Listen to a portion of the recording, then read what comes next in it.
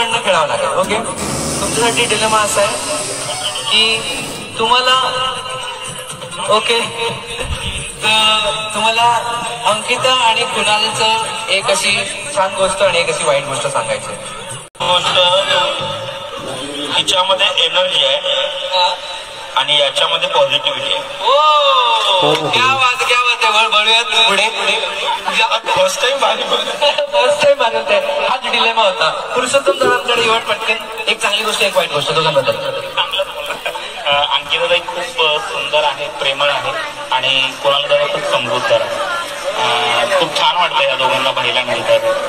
मस्त वाटतंय आणि खूप आशीर्वाद आणि खूप शुभेच्छा. राम राम. टीपी दादा ते मराठी ट्रान्सलेट करून पुरुषोत्तम दादांनी सांगितलंय का? पण खूप चुकीचं तुला. पॅडी दादांचं उत्तर ऐकण्यासाठी मी खूप उत्सुक आहे. पॅडी दादा काय काय म्हणजे अंकिता आणि आम्ही बिग बॉस मध्ये होतो, बरेच दिवस आम्ही एकत्र होतो. अंकितामधला एक महत्वाचा गुण जो जाणवला तो म्हणजे ना धडाकेबाज पोरगी आहे. म्हणजे तिने एकदा ठरवलं एखादी गोष्ट करायची की ठरवलं, जसं हे ठरवलं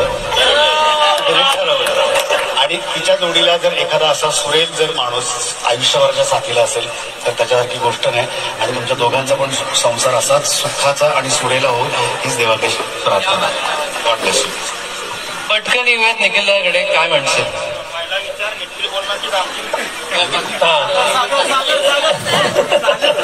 दोघांकडनं सांगतो मी. एकतर खूपच छान दिसतात तुम्ही दोघांच. आणि आमचा एक जुना आपला वाद होता ना की दरी मिटवायची, तर तू आज ती दरी मिटवलेली आहेस. त्यामुळे त्याबद्दल तुमच्या दोघांचं कॉंग्रॅच्युलेशन्स आणि wish you happy married life. मी माझ्या वतीने बोलू की योगिताच्या वतीने? दोघांच्या वतीने. आनंद होता की आता कोकणची चढवा आता अलिबाग जाता बरा, पण दोन किनारपट्टी एकत्र येतात तर तुमचा संसार असा सुखाचा हो हीच ईश्वर